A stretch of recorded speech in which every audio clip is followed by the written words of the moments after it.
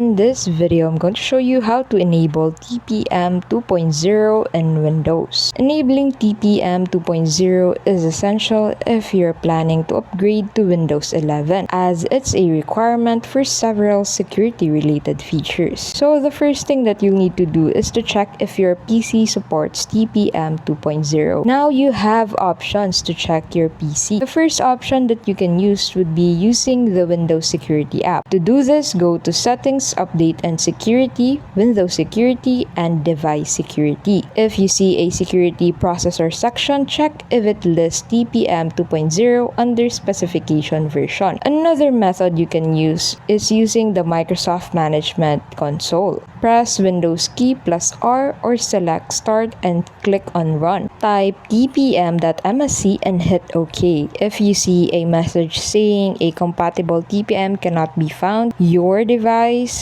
may have disabled TPM. After this, you'll need to enable TPM 2.0 in BIOS UEFI. So access your UEFI BIOS settings. Look for settings related to TPM, which might be labeled as security device support, TPM state, and more. Enable the TPM option if it's available. Save the changes and exit the BIOS. After that, you'll need to verify TPM 2.0. After enabling TPM, check if it's TPM 2.0. Use the Windows Security app or tpm.msc as described earlier. Confirm that the specification version is 2.0. After this, you'll need to secure boot. Secure boot enhances security by ensuring that only trusted software runs during boot. In BIOS, navigate to the security boot settings, enable security boot, and save and exit the BIOS. After this, you'll need to reboot your PC. Restart your PC to apply the changes. Run the PC health check again to verify that your PC meets Windows 11's requirements. Remember that these settings can vary based on your device. And there you have it, folks. Thank you so much for watching. I hope you found this tutorial helpful. If you did, please don't forget to give this video a like. I'll see you in the next video.